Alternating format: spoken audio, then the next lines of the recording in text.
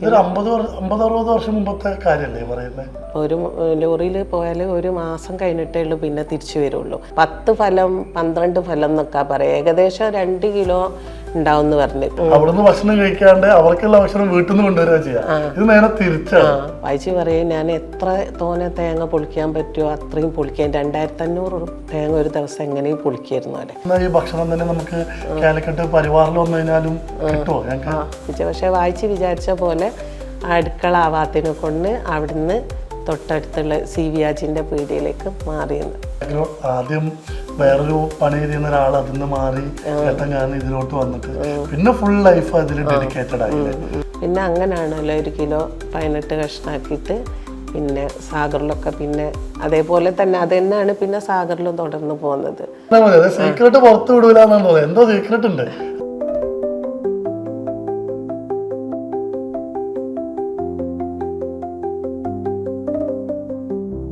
Hi, food under സാബുവാണ്. ഭക്ഷണത്തെക്കുറിച്ച് സംസാരിക്കുന്ന ഒരു ടോക്ക് ഷോ ചെയ്യണം എന്നുള്ളത് എൻ്റെ ഒരുപാട് നാളായിട്ടുള്ളൊരു ആഗ്രഹമാണ്. ഇന്ന് അതിന് നമ്മൾ തുടക്കം കുറിക്കുകയാണ്. ഭക്ഷണം കഴിക്കുമ്പോൾ നമുക്ക് ആദ്യം ഓർമ്മ വരുന്ന സ്ഥലം ഏതാ? കോഴിക്കോടല്ലേ. കോഴിക്കോടിന് എൻ്റെ ഒരു മെമ്മറി എന്ന് പറയുന്നത് KSRTC സ്റ്റാൻഡിൽ ഇറങ്ങിയിട്ട് തൊട്ടടുത്ത സാഗറിൽ പോയിട്ട് നല്ല മുരിഞ്ഞ പൊറോട്ട ഉണ്ടാവും, അതിൻ്റെ കൂടെ മുളകിട്ട മീൻകറി, അത് അയക്കോറ, അങ്ങനെ എതളുകൾ ഇങ്ങനെ ഉണ്ടാവും. എൻ്റെ 2018 പോസ്റ്റ് നോക്കിക്കഴിഞ്ഞാൽ അതിലാ ഒരു പൊറോട്ടയുടെയും മീൻകറിയുടെയും ഫോട്ടോ ഉണ്ട്. ഇന്ന് അത് ഓർക്കാൻ ഒരു കാരണം കൂടി ഉണ്ട്. എൻ്റെ കൂടെ ഫസ്റ്റ് എപ്പിസോഡിൽ ഗസ്റ്റായിട്ടുള്ളത് കോഴിക്കോട് സാഗർ ഹംസാജിയുടെ മകള് കാലിക്കറ്റ് പരിവാറിൻ്റെ ഫൗണ്ടറായിട്ടുള്ള സഫിയത്താണ്.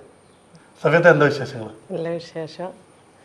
ഇപ്പം എല്ലാവരും മക്കളൊക്കെ നാട്ടിലുണ്ട്. എല്ലാവരും ഒത്തുകൂടിയ ഒരു സമയമാണ്. അതിൻ്റെ കൂടെ കോഴിക്കോട് കാലിക്കറ്റ് പരിവാർ തുടങ്ങാൻ പോവാണ്. അതാണ് പുതിയ വിശേഷം. കോഴിക്കോട് പുതിയതായിട്ടുള്ള നമ്മുടെ കാലിക്കറ്റ് പരിവാർ എന്നുള്ള പേരിൽ നമ്മുടെ റെസ്റ്റോറൻറ്റ് തുടങ്ങാൻ പോകും. അതെന്താണ് ഈ കാലിക്കറ്റ് പരിവാർ?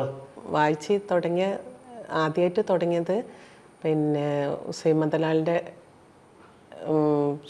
കടയിലാണ് വായിച്ച് ഹോട്ടൽ തുടങ്ങിയത്. ഹോട്ടൽ എന്ന് പറയില്ല, അന്ന് ചെറിയൊരു തുടങ്ങി. അത് തുടങ്ങാനുള്ള കാരണം മുത്താപ്പാണ് അത് തുടങ്ങാൻ എല്ലാ സഹായം ചെയ്തു കൊടുക്കുന്നത്. വായിച്ചിൻ്റെ ജ്യേഷ്ഠൻ സുലൈമാൻ എന്നായിരുന്നു മുത്താപ്പൻ്റെ പേര്. പിന്നെ മുത്താപ്പ മാത്രമേ അത്യാവശ്യം ഒരു ഇതുള്ള ആളുണ്ടായിരുന്നു വായിച്ചിൻ്റെ കുടുംബത്തിലന്ന്. അപ്പോൾ മുത്താപ്പ ലോറിയിൽ പോകലാണ്. അപ്പോൾ ഒരു ലോറിയിൽ പോയാൽ ഒരു മാസം കഴിഞ്ഞിട്ടേ ഉള്ളൂ പിന്നെ തിരിച്ചു വരുള്ളൂ. അപ്പോൾ തിരിച്ചു വരുന്ന ദിവസം മുത്താപ്പനെ അറിയുന്ന മുത്താപ്പൻ്റെ അടുത്ത ഒരു സുഹൃത്ത് അവർ പിന്നെ അവർക്ക് വയ്യാതെ ഓരോ കട പിന്നെ ഇങ്ങനെ വിൽക്കാൻ വെച്ചതാണ്. അപ്പോൾ മുത്താപ്പൻ്റെ അടുത്ത് പറഞ്ഞ പോലെ പിന്നെ സുലൈമാനെ നീ ഇതെടുത്തോ, അല്ലെങ്കിൽ നീ വേറെ ആർക്ക് കൊടുത്താലും വേണ്ടില്ല, എനിക്ക് 30 രൂപ തന്നേന്ന് പറഞ്ഞു. അപ്പോൾ മുത്താപ്പ അതിന് 35 രൂപ കൊടുത്ത് മുത്താപ്പ എടുത്ത് എന്നിട്ട് തിരിച്ച് മുത്താപ്പൻ്റെ വീട്ടിൽ പോയപ്പോൾ മൂത്തമ്മൻ്റെ അടുത്ത് പറഞ്ഞ് പിന്നെ ഞാനിങ്ങനെ എടുത്തിക്കണ്. പിന്നെ അപ്പോൾ മൂത്തമ്മ പറഞ്ഞല്ലേ, ഏതായാലും എൻ്റെ വാപ്പൻ്റെ പേര് ഹംസാജിയാണല്ലോ, പിന്നെ ഹംസക്ക് കൊടുത്തേ, ഓനല്ലേ ഇപ്പോൾ ഒരു വകയില്ലാതെ നിൽക്കുന്നത് എന്ന് പറഞ്ഞല്ലേ. അങ്ങനെ അന്നേരം തന്നെ വായിച്ചിൻ്റെ പെങ്ങളെ മോനുണ്ടായിരുന്നു അല്ല അവിടെ കാതർക്കാന്ന് പറയും. അപ്പോൾ എന്നാൽ ഞാൻ പിന്നെ വായിച്ചിനെ വിളിച്ചോണ്ടാന്ന് പറഞ്ഞിട്ട് വായിച്ചിൻ്റെ അടുത്തേക്ക് പറഞ്ഞയച്ചപ്പോൾ വായിച്ച് അന്നൊക്കെ തേങ്ങ പൊളിക്കുകയും പിന്നെ ഓല കടത്തുകയും ചെയ്യുന്ന പണിയാണല്ലോ വായിച്ചിക്ക്. അപ്പോൾ വായിച്ച് പറയും, ഞാൻ എത്ര തോനെ തേങ്ങ പൊളിക്കാൻ പറ്റുമോ അത്രയും പൊളിക്കാൻ. 2500 തേങ്ങ ഒരു ദിവസം എങ്ങനെയും പൊളിക്കായിരുന്നു അല്ലേ. അപ്പോൾ പൈസ എങ്ങനെങ്കിലും ഈ പട്ടിണി മാറ്റണം, എന്താ ഉണ്ടാക്കാം. വായിച്ച് കല്യാണം തന്നെ കുറേ വൈകിട്ടാണ് കഴിച്ചത്. കല്യാണത്തിന് മുമ്പാണ്? ഇത് മുമ്പാണ്. 32 വയസ്സാണ് വായിച്ച് കല്യാണം കഴിക്കുമ്പോൾ എന്ന് പറഞ്ഞത്. അതെ, എന്തെങ്കിലും ഒന്ന് ആവട്ടെ എന്നിട്ടാണ് കല്യാണം കഴിക്കാൻ വൈകിയെന്ന് പറഞ്ഞത്. അത് കല്യാണം തന്നെ വായിച്ചിൻ്റെതും വായിച്ചിൻ്റെ അനിയൻ്റെതും മൂത്താപ്പൻ്റെ മോളതും 3 ആളെ കല്യാണം കൂടെ ഒന്നിച്ചാണ് നടന്നതെന്ന് പറഞ്ഞ്. പിന്നെ അങ്ങനെ ഇത് പറഞ്ഞ് മൂത്താപ്പ കാതിർക്കാനെ പറഞ്ഞു വെച്ചപ്പോൾ വായിച്ച് ഈ ഓലയും കടത്തി കൊണ്ട് വന്നിട്ട് പിന്നെ ഇങ്ങനെ മുണ്ടിങ്ങനെ കെട്ടുകയാണല്ലേ തല ആ സമയത്ത്. അപ്പോൾ മൂത്താപ്പ ചെല്ലാൻ പറഞ്ഞിട്ടുണ്ടെന്ന് പറഞ്ഞിട്ട് കാതിർക്കാനെ മൂത്താപ്പൻ്റെ അടുത്തേക്ക് വന്ന് എന്നപ്പോൾ പറഞ്ഞല്ലേ, ഞാനിങ്ങനെ ഇതാക്കിയിട്ടുണ്ട്, ഇനി നടത്തിക്കോ, അതിന് പൂളയും മീനൊക്കെ ഞാൻ പൈസ കൊടുത്തു. അപ്പോൾ അന്ന് ഇങ്ങനെ ഇന്നത്തെ പോലെ ഒന്നും ഇല്ലല്ലോ. അപ്പോൾ പൂളയും മീനും അപ്പോൾ അന്ന് അങ്ങനെ അത് കൊടുത്തിട്ട് മൂത്താപ്പ വായിച്ച് തുടങ്ങാൻ പിന്നെ പൂളയും മീനും ഏൽപ്പിക്കുകയും ചെയ്തതെന്ന് പറഞ്ഞു മൂത്താപ്പ. പക്ഷേ പിന്നെ വായിച്ച് തന്നെയാണ് അതിൻ്റെ പിന്നെയുള്ള പൂള ഇതൊക്കെ വാങ്ങിയത് വായിച്ച് തന്നെയാണ്. പക്ഷേ മൂത്താപ്പാണ് അത് ഏൽപ്പിച്ച് കൊടുത്തതെന്ന് പറഞ്ഞു. പിന്നെ ഇതൊരു 50-60 വർഷം മുമ്പത്തെ കാര്യമല്ലേ പറയുന്നത്? ആ അത്ര ആയിട്ട് ഉണ്ടാവും. വായിച്ചയ്ക്ക് 85-90 വയസ്സായി ഉണ്ടാവും ഇപ്പോൾ വായിച്ച് ഉണ്ടെങ്കിൽ. 30 വയസ്സത്തെ കല്യാണത്തിന് മുൻപ് 60 വർഷം മുമ്പത്തെ കാര്യമാണ് പറയുന്നത് അല്ലേ? എന്നിട്ട് അങ്ങനെ പിന്നെ അവിടെ തുടങ്ങി.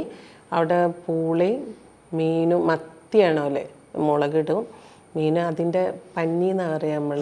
അതും പൊരിച്ചും കൊടുക്കും പോലെ കഞ്ഞിയും പിന്നെ കപ്പി കാച്ചുക എന്നാണ് പറയുക. അന്ന് കാപ്പി നമ്മൾ ഇന്നത്തെ കാപ്പി തന്നെയാണ്. നമ്മളിപ്പോൾ ഒന്ന് പഞ്ചസാര ഒക്കെ ഇട്ടിട്ടായിരിക്കുമല്ലോ അന്ന് ശർക്കര ഈ കാപ്പിപ്പൊടി അതും പിന്നെ ശർക്കരയും കാപ്പിപ്പൊടിയും പാലൊഴിക്കാണ്ട് കപ്പി കാച്ചി കൊടുക്കാന്നാണ് അന്ന് പറയല്. പാലൊന്നും അത്ര ഇല്ല, കപ്പിപ്പീടിയാന്ന് തന്നെയാണോ അല്ലേ പറയാ. കടക്കും കപ്പിപ്പീടിയാന്ന് തന്നെയാണ്.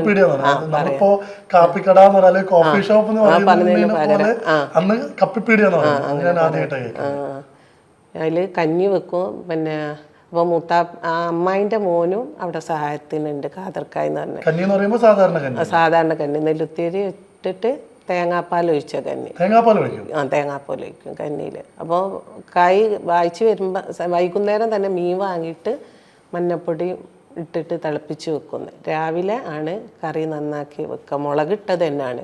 പിന്നെ പൂളയും പുഴുങ്ങും. പിന്നെ പൂളയും പുഴുങ്ങും. അരസേറ് അരി ഇട്ടിട്ട് ചോറ് വെക്കുന്നത്. അരസേറ് അരി ഇട്ടിട്ട് ചോറ് വെക്കുക. 1/2 കിലോ ആയിരിക്കുമോ അരസേറ് എന്ന് പറയുന്നത്.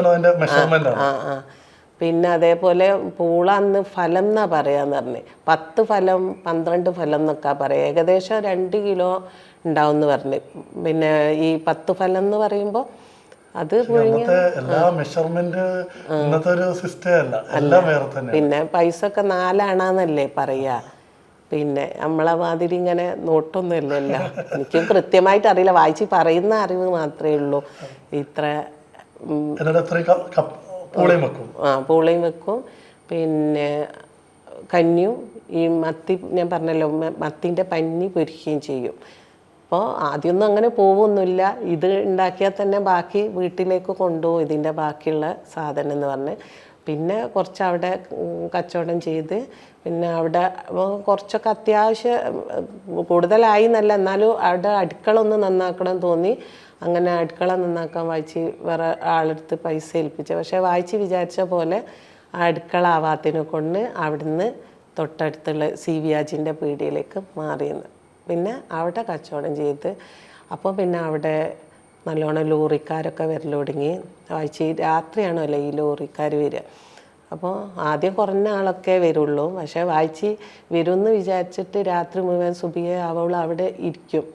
എന്നിട്ട് പിന്നെ അത് കഴിഞ്ഞിട്ട് വീട്ടിൽ വന്ന് രാവിലെ 8 മണിയാകുമ്പോൾക്ക് തിരിച്ച് കുളിച്ച് മാറ്റി പോവുകയും ചെയ്യുമെന്ന് പറഞ്ഞു. പിന്നെ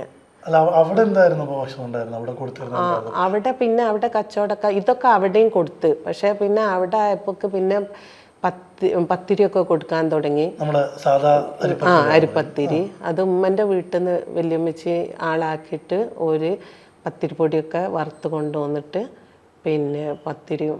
പക്ഷേ ഈ ആദ്യം ചെയ്തെടുത്ത് ഉമ്മച്ചി തന്നെയാണ് മുളകും മല്ലിയൊക്കെ വറുത്ത്. ഉമ്മച്ചിൻ്റെ അനിയത്തിയും സഹായത്തിന് അവിടെ തന്നെ ഉണ്ടായിരുന്നു. ഫസ്റ്റ് കടയാവുന്ന സമയത്താണ് കല്യാണം കഴിഞ്ഞത്. ഉമ്മയും ഇതിൽ ഇൻവോൾവ് ആയിരുന്നു. ഫാമിലി തന്നെ ഫുള്ളി ആയിട്ട് എല്ലാവരും സഹായം ഉണ്ടായിരുന്നു. ഞങ്ങള് 11 മക്കളും ഉണ്ടല്ലോ. പക്ഷെ ഞാൻ വരെ ഉള്ളു അവിടെ 5 ആളാണ് അവിടെ ഉള്ളെന്നുണ്ടായത്. പിന്നെ ഉള്ള ആൾക്കാർ ഞങ്ങൾ ഈ വീട്ടിലേക്ക് പുതിയ മാറിയ വീട്ടിലേക്ക് വന്നതിന് ശേഷം ഉണ്ടായത്. പത്തിരിയുടെ കൂടെ വേറെ എന്തൊക്കെയാണുള്ളത്? പത്തിരി മുളകിട്ട കറി. പിന്നെ ഈ ആദ്യമാണ് ഈ മത്തി അയിലൊക്കെ. പിന്നെ അത് കഴിഞ്ഞിട്ട് വായിച്ച് ഈ കടയിലേക്ക് മാറിയതിൻ്റെ ശേഷം പിന്നെ അയക്കൂറ ഒക്കെ വാങ്ങാൻ തുടങ്ങി. വായിച്ചിൻ്റെ പിന്നെ പെങ്ങളെ വേറൊരു മോൻ തന്നെ മീൻ കച്ചവടമായിരുന്നു. അപ്പോൾ മൂപ്പര് എത്തുന്ന മീൻ ഫുള്ളായിട്ട് വാങ്ങിയിട്ട് വായിച്ച് തന്നെ അവിടെ കൊണ്ടുവന്ന് കട്ട് ചെയ്തിട്ടേനു അവിടെ പൊരിക്കലൊക്കെ.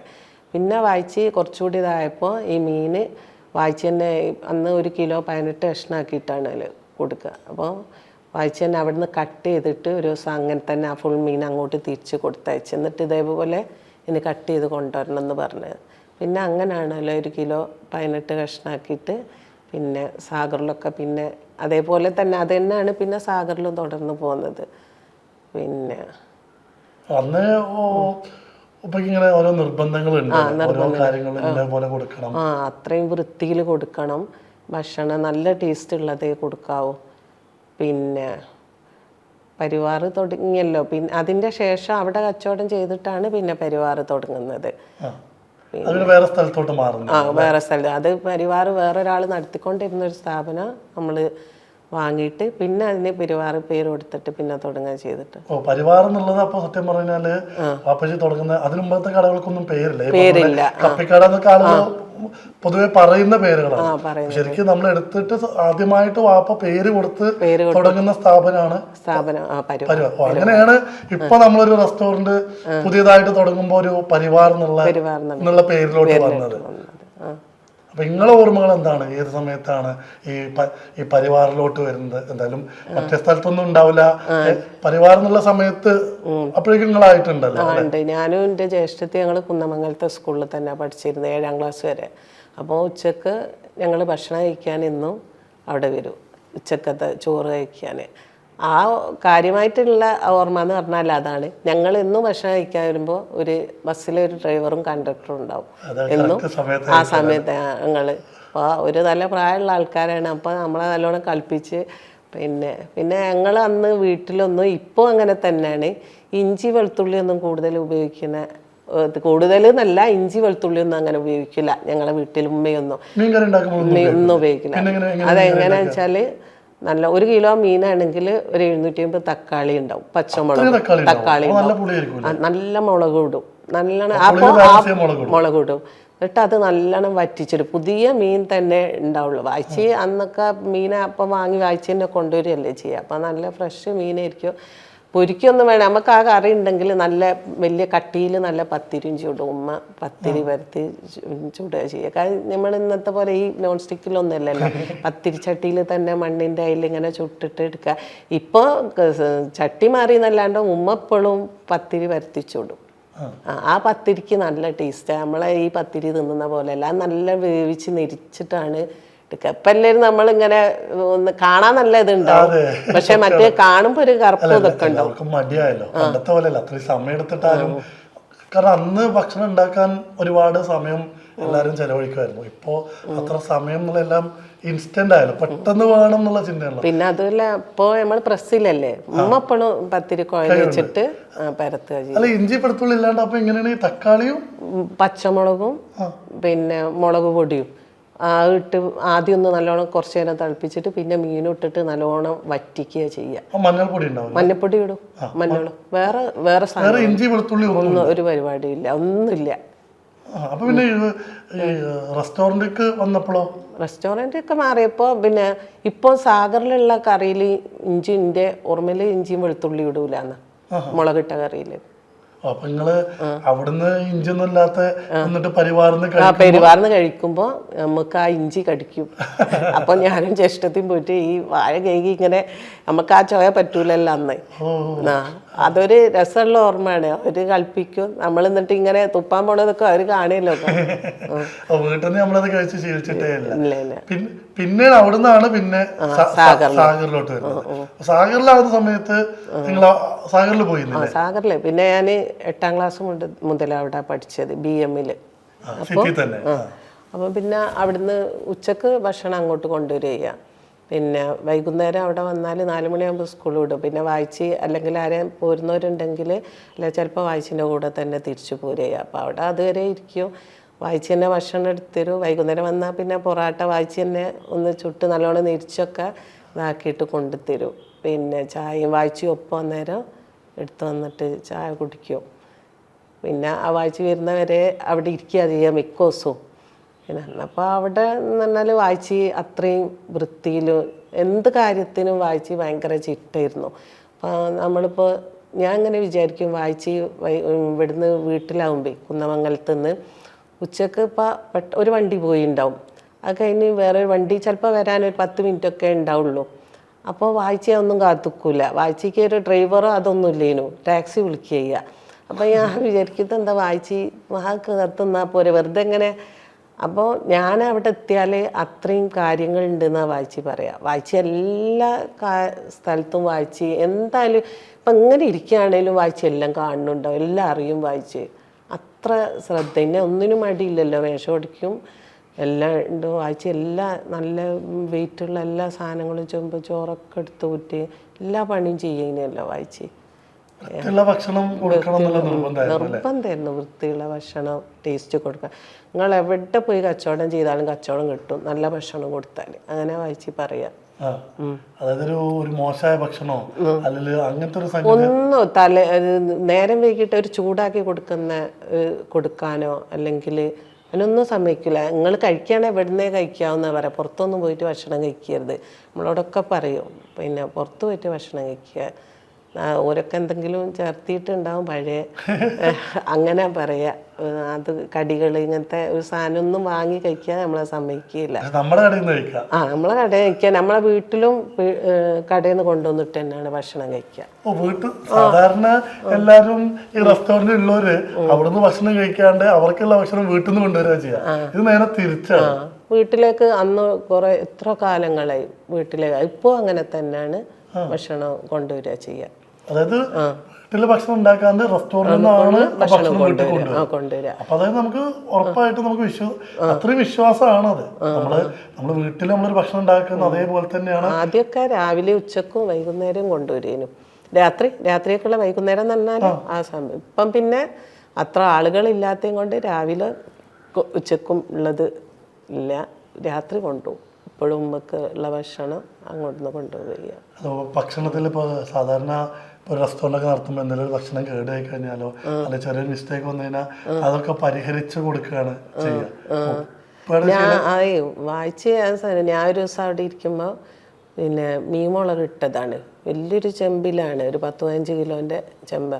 അതിൽ മീൻമുളക് ഇട്ടത് പിന്നെ എന്തോ അടിയിലേറ്റ പിടിച്ച്. അപ്പോൾ അങ്ങനെ അടിയിൽ പിടിച്ചിട്ടുണ്ട്. അപ്പം ബാക്കിൽ കിച്ചണിൻ്റെ ഭാഗത്ത് റൂമുണ്ട്, അവിടെയാണ് ഞാൻ ഇരിക്കുക. അവിടെ ഞാൻ വായിച്ചും ഭക്ഷണമൊക്കെ കൊണ്ടുതരിക, അവിടെ ഇരിക്കുക. അപ്പോൾ വായിച്ച് ആ സാധനം തന്നെ അപ്പം തന്നെ മറിക്കണമെന്ന് പറഞ്ഞു, കളയണമെന്ന്. അങ്ങനെ അന്നപ്പം തന്നെ വായിച്ച് പോയിട്ട് ഒരു മറിച്ച്. അല്ലെ ഇപ്പോൾ വായിച്ച് പറയുന്നുണ്ടേനു, ഇത് ഇന്നിപ്പോൾ അതിന്നൊരു കഷ്ണം എടുത്താൽ വേണമെങ്കിൽ അതിന്ന് കഷ്ണം മീനെടുക്കാം, നാളെ അത് അതേപോലെ ചെയ്ത് ഓർക്ക് വരുന്നവർക്ക് അങ്ങനത്തെ ഭക്ഷണം കൊടുക്കാനുള്ളൊരു ഇതുണ്ടാവും. അത് പറ്റൂല. അപ്പോൾ ആ സാധനം എടുക്കേ വേണ്ട. ഒരു സാധനം ഇനിയിപ്പോൾ എന്ത് ചെറിയൊരു മിസ്റ്റേക്ക്, ബിരിയാണിക്കോ ഒരു ഉപ്പ് കൂടുതൽ അല്ലെ വേറെ എന്തൊരു ടേസ്റ്റ് വ്യത്യാസം തോന്നിയാൽ വായിച്ച് അത് സാധനം കൊടുക്കാനേ സമ്മതിക്കൂല. അത് അതിൽ നന്നാക്കിയിട്ടൊരു പരിപാടിയൊന്നുമില്ല. ചിലപ്പോൾ നമ്മളൊക്കെ ആണെങ്കിൽ ഇപ്പോൾ വീട്ടിലാണെങ്കിൽ അതിലെന്തായാലും മിക്സ് ചെയ്തിട്ട് അതിനൊന്നും വായിച്ച് വീട്ടിൽ പോലും ചിലപ്പോൾ എന്തെങ്കിലും ഒന്ന് മാറി കഴിഞ്ഞാൽ നമ്മൾ അതിനെ കവറപ്പ് ചെയ്യാൻ ഒരു മാറ്റം വരുത്തി കൊടുക്കുമല്ലോ. അല്ല, അങ്ങനെ വൃത്തിയിൽ ഭക്ഷണം കൊടുത്തത് തന്നെയാണ് അത്രയും സൂക്ഷ്മതയോട് കൂടിയിട്ട് ഉപ്പ നോക്കിയോണ്ട് തന്നെയാണല്ലോ ഇത്രയും വിജയം ഉണ്ടായത്. നമുക്കൊക്കെ വായിച്ച് അതാ ചായ കൊടുക്കുകയാണെങ്കിൽ, ഒരു വീട്ടിലൊരു വിരുന്നുകാർ വന്നാൽ ചായ കൊടുക്കുകയാണെങ്കിൽ പിന്നെ ആദ്യം കപ്പിൽ ചുടുവെള്ളം തിളപ്പിച്ച് ഒഴിച്ചു വെക്കും. എന്നുവെച്ചാൽ ചായ കപ്പ് ചൂടായി നിൽക്കണം. എന്നിട്ട് ചായ കാച്ചിട്ട് അപ്പോൾ ആ കപ്പിൽ ആ വെള്ളം ഒഴിവാക്കിയിട്ട് അതിൽ ചായ, എന്നുവെച്ചാൽ ചായ കൊടുക്കണം അത്ര ചൂടിൽ കൊടുക്കണം. അത് കുറെ പേർക്ക് അറിയാത്തൊരു കാര്യമാണ്. നമ്മൾ ശരിക്കും ചായ എടുക്കുമ്പോൾ ഈ ചില കപ്പുകൾ ഭയങ്കര ചൂട് എടുക്കും. അപ്പൊ നമ്മൾ ആദ്യം ഒന്ന് ചൂടുവെള്ളം അതിലാക്കി വെച്ച് കഴിഞ്ഞാല് പിന്നെ ചായ ഒഴിക്കുമ്പോൾ ചായ ചൂട് കുറയില്ല, ചായയുടെ ചൂട് അതേപോലെ ഉണ്ടാവും, കുറെ നേരം ചൂട് നിൽക്കും. നമുക്ക് അല്ലെങ്കിൽ കൂടെ നമ്മൾ കുടിച്ചു തീരുമ്പോഴേക്കും ചൂട് ആറുമല്ലോ. ആ ഒരു കാര്യത്തിൽ വരെ വീട്ടിൽ പോലും അത്ര ശ്രദ്ധ. ഇനിയിപ്പോ കടികൾ കൊടുക്കാന്ന് പറഞ്ഞാൽ ഈ പുറത്തിട്ട് വാങ്ങിയിട്ടുള്ള പലഹാരങ്ങളൊന്നും കൊടുക്കൂല. നമ്മളെ വീട്ടിൽ ഇപ്പോൾ പൂരപ്പൊടി, അരിപ്പൊടി എന്ന് പറയും, മധുര ശർക്കര ഒക്കെ ഇട്ടിട്ട് അരി വറുത്തിട്ട് പൊടിച്ചിട്ട് അത്, പിന്നെ മുട്ട പൊരിച്ചിട്ട് അതാണ് കൊടുക്കുക. കാര്യമായിട്ട് വന്നാൽ അങ്ങനെ കാര്യപ്പെട്ട ആളുകളൊക്കെ വന്നാൽ ഓംലെറ്റ് ആക്കിയിട്ട് അത് ഉമ്മ പൊരിക്കുമ്പോൾ നന്നായിട്ട് പൊള്ളി വരികയും ചെയ്യും കേട്ടോ. പിന്നെ അതേപോലെ കോൺഫ്ലേക്സ് തേങ്ങയും പഞ്ചസാര ഇട്ടിട്ട് മിക്സ്. പിന്നെ അതേപോലെ അവിൽ ആ സാധനങ്ങൾ മാത്രമേ കൊടുക്കുള്ളൂ. ഞങ്ങളൊന്നും ഒരു പലഹാരം ഈ ബിസ്ക്കറ്റ് ഇങ്ങനത്തെ സാധനങ്ങളൊന്നും കാണുകയില്ല. പിന്നെ വാങ്ങിന് കേട്ടോ കായ വറുത്തായില്ലേ, ആ സാധനം വാങ്ങും, ചിപ്സ് അത് വാങ്ങും. അത് വാങ്ങിയിട്ട് അത് അരിപ്പൊടി പൂരപ്പൊടി ഇതാണ് ടിന്നിൽ ഉണ്ടാവുക. വലിയ ടിന്നായിരിക്കും. അപ്പം പൂരപ്പൊടിയൊക്കെ അമ്മ തന്നെ വറുക്കുക അന്ന്. അപ്പൊ ഞാൻ കഴിഞ്ഞ തവണ വന്നപ്പോ രണ്ടാമത്തെ തവണ കഴിഞ്ഞ തവണ വന്നപ്പോ നിങ്ങള് നമ്മളൊരു ബ്രാൻഡിൽ പൂരപ്പൊടി ചെയ്യുന്നുണ്ടല്ലോ അല്ലേ? ഉണ്ട് വാത്താസ്. വാത്താസ്. വാത്ത എന്നെ വിളിക്കുന്നത് വാവാന്നാണ് എല്ലാരും വിളിക്കുന്നത്, വീട്ടിൽ വിളിക്കുന്നത്. നിങ്ങളെ വാവത്താന്റെ എന്നുള്ളത് ആയിട്ടാണോ വാത്ത? അപ്പോൾ അല്ലാത്തൊരു കുട്ടികളൊക്കെ വാത്താന്ന് വിളിക്കുക, അങ്ങനെ അത് വാത്താസ്. നമ്മുടെ അച്ചാറുകളൊക്കെ അച്ചാർ കൊണ്ടായിരുന്നു, എല്ലാവർക്കും ഇഷ്ടപ്പെട്ടു, നല്ല അച്ചാറായിരുന്നു. അതിലെന്തൊക്കെ പ്രൊഡക്റ്റുകൾ നമ്മൾ ഈ വാത്താസി ചെയ്യുന്നത്? നമ്മൾ അച്ചാർ, പിന്നെ 3 തരം പൊടികൾ, പൂരപ്പൊടി സ്പെഷ്യൽ, പിന്നെ നോർമൽ അരിപ്പൊടി, മധുര അരിപ്പൊടി, പിന്നെ പുഡിങ് ചെയ്യുന്നുണ്ട്, പിന്നെ caramel, coconut, tender coconut, coffee. ഇപ്പം കൊടുക്കുന്നത് അതാണ്. പിന്നെ 4-5 ഹോട്ടലുകളിൽ കോഴിക്കോട് കൊടുക്കുന്നുണ്ട്, വയനാട് ഒക്കെ കൊടുക്കുന്നുണ്ട്. പിക്കിളുകളെ നമ്മള് സ്പെഷ്യാലിറ്റി സീ ഫുഡാണ് അല്ലേ? അതിൽ ഞാൻ കഴിഞ്ഞ വന്നപ്പോ കല്ലുമ്മക്കായ കഴിച്ചായിരുന്നു, നമ്മുടെ ചെറിയ ബേബി സ്ക്വിഡ് കഴിച്ചായിരുന്നു, പിന്നെ ഫിഷ് ഉണ്ട്, പിന്നെ പ്രോൺസ് ഉണ്ട് അല്ലേ? പിന്നെ ഗാർലിക് ഉണ്ട്, ഡേറ്റ്സ് ഉണ്ട്, പിന്നെ ബീട്രൂട്ട്. ശരിക്കും നിങ്ങൾ ഉണ്ടാക്കുന്ന ഈ ഭക്ഷണം തന്നെ നമുക്ക് കാലിക്കട്ട് പരിവാറിൽ വന്നു കഴിഞ്ഞാലും കിട്ടുമോ ഞങ്ങൾക്ക്? അതുണ്ടാവും, ഉറപ്പന്നെ. കാരണം ഉപ്പാൻ്റെ അടുത്തുനിന്നും ഉമ്മയുടെ അടുത്തുനിന്നും കിട്ടിയ ഒരുപാട് റെസിപ്പീസ്, പിന്നെ നിങ്ങളതായിട്ടുള്ള റെസിപ്പി എന്താ ശരിക്കും നമ്മൾ കാലിക്കട്ട് പരിവാറിൽ എന്താ നമ്മൾ കൊടുക്കാൻ ഉദ്ദേശിക്കുന്നത്? നമ്മൾ വീട്ടിൽ കൊടുക്കുന്ന അതേപോലെ തന്നെ നമ്മൾ ബിരിയാണി വെക്കും. ഞാൻ ബിരിയാണി വെക്കലുണ്ട്, എല്ലാവർക്കും കഴിച്ചതല്ലേ കഴിഞ്ഞതാണ്. നിങ്ങളെ ബിരിയാണിയോ ലഗോൺ ചിക്കൻ ബിരിയാണി നമ്മൾ റെസ്റ്റോറൻറ്റ് കഴിക്കുന്നേക്കാൾ ടേസ്റ്റ് ഉണ്ടായിരുന്നു. നല്ല ആ ബിരിയാണി അതേപോലെ തന്നെ കൊടുക്കണം. ആ ബിരിയാണി കാലിക്കട്ട് പരിവാറിൽ നിങ്ങൾ കൊടുക്കുകയാണെങ്കിൽ അടുത്ത ഹിറ്റ് അതാണ്, ഒരു സംശയവും വേണ്ട. അത് നിങ്ങൾ ഇവിടെ തന്നില്ലേ, അതേപോലെ ബിരിയാണി നമുക്ക് കൊടുക്കാൻ പറ്റുന്നുണ്ടെങ്കിൽ അത് കോഴിക്കോട് അടുത്ത ഹിറ്റ് ആവുമ്പോൾ ബിരിയാണി. കാരണം ഒരു രക്ഷ, ഞാൻ വീട്ടിൽ പോയിട്ട് ഉമ്മാനോടും വൈഫിനോടൊക്കെ പറയായിരുന്നു ആ ബിരിയാണിയുടെ അത്രയും നല്ല ബിരിയാണി. പിന്നെ ചിക്കൻ ഫ്രൈ, അത് ശരിക്കും ആ ചിക്കൻ ഫ്രൈ ശരിക്കും ഉപ്പാന്റെ കാലത്തുള്ള നമ്മൾ ഉണ്ടാക്കിയ റെസിപ്പിയാണ്. അതിന്റെ റെസിപ്പി അത് വായിച്ച് തന്നെ എനിക്ക് ഓർമ്മയുണ്ട്. ഞാൻ ചെറുതാകുമ്പോൾ വീട്ടിൽ കൊണ്ടുവന്ന് തേങ്ങ ഇത് കൂട്ടിയിട്ട് ഇങ്ങനെ പൊരിക്കണം എന്ന് പറഞ്ഞിട്ട് വായിച്ച് തേങ്ങ ഇതാക്കി തേങ്ങൻ്റെ പാൽ അതിൽ കുറച്ചിങ്ങനെ തേങ്ങ നേരിട്ടിട്ട് അതിൽ പാൽ അതിൽ ഒഴിച്ചിട്ട് കുറഞ്ഞ പാൽ അതിലാക്കും. പക്ഷേ ഒന്നായിട്ട് അല്ലാതെ മിക്സിയിൽ അരച്ചിട്ടോ അതൊന്നുമല്ല, തേങ്ങ ഒന്ന് കൈ കൊണ്ട് ഇതാക്കിയിട്ട് അതിൽ ആ പാലും കൂടി ചേർത്തിട്ടാണ് വായിച്ച് അന്ന്. അത് വായിച്ച് തന്നെയാണ് അന്ന് ആ സംഭവം കൊണ്ടുവന്നത്.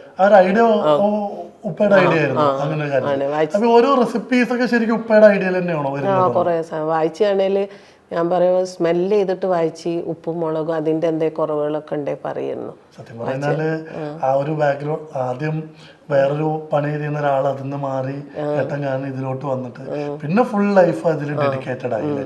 ആ ചെയ്യുന്ന ഒരു കാര്യത്തിൽ എപ്പോഴും 100% വൃത്തിക്ക് ചെയ്യണം എന്നുള്ളൊരു ഇതായിരുന്നു. അപ്പൊ എന്തായാലും ആ ചിക്കൻ ഫ്രൈയും കാര്യങ്ങളൊക്കെ നമുക്ക് കാലിക്കട്ട് പരിവാറിൽ ഉണ്ടാവും. നിങ്ങളെ സ്പെഷ്യാലിറ്റി ഡിഷുകൾ എന്തൊക്കെയാണ് കാലിക്കട്ട് പരിവാറിൽ വരാൻ പോണേ? ഒരു ചിക്കൻ കുറുമ, ചിക്കനും മട്ടനൊക്കെ കുറുമ വെക്കലുണ്ട് ഞാൻ. അതവിടെ കൊടുക്കണം എന്ന് പറയുന്നുണ്ട്. എന്താണ് സാധാ കുറുമയിൽ എന്താ മാറ്റം? സാധാ കുറുമേന്ന് മാറ്റം എന്ന് പറഞ്ഞാല് അത് നല്ല ടേസ്റ്റ് ആണ്. അത് നല്ല ടേസ്റ്റ് ആണ്. അത്ര പറഞ്ഞാൽ മതി. അത് സീക്രട്ട് പുറത്ത് വിടൂലെന്നാണ് തോന്നുന്നത്. എന്തോ സീക്രട്ട് ഉണ്ട്, അതില് നമ്മളൊരു മസാല നമ്മൾ ഉണ്ടാക്കുന്ന മസാല എന്തോ ഉണ്ട് അതില്. പക്ഷെ എങ്ങനെ നമുക്ക് പറഞ്ഞു തരൂല. എന്താ മട്ടൻ എന്തോ നമ്മുടെ ഒരു സ്പെഷ്യൽ സാധനം. മട്ടനില് അത് മട്ടൻ കുറുമയാണോ അതോ മട്ടൻ കറി എന്തോ? മട്ടൻ മസാല. മട്ടൻ മസാല അത് വേറെയാണ്, മട്ടൻ കുറുമ വേറെയാണ്. മട്ടൻ കുറുമ വേറെ തന്നെ. കുറുമയില് മറ്റേ അത് നമ്മൾ ആ ഇടിച്ചുണ്ടാക്കുന്ന പൊടിച്ചുണ്ടാക്കുന്ന മസാല അല്ലേ നമ്മൾ പൊടിക്കാൻ പോവാണ്. നമുക്ക് വേണ്ട മസാല നമ്മൾ പൊടിക്കാൻ പോവാണ്. അതെല്ലാം നമ്മൾ ഈ ബിരിയാണിക്ക് വേണ്ടതും ഈ മട്ടന്റെ മസാല എല്ലാ മസാല നമ്മൾ വീട്ടിൽ പൊടിക്കാനുള്ള അതിനുള്ള സെറ്റപ്പ് വീട്ടിലുണ്ട്. നമ്മൾ ആ പൊടിൻ്റെ അതൊക്കെ ചെയ്യുന്ന അതിൻ്റെ ഒരു ഇതുണ്ട് അവിടെ തന്നെ, അതിനും കൂടെയുള്ള സൗകര്യമുണ്ട്.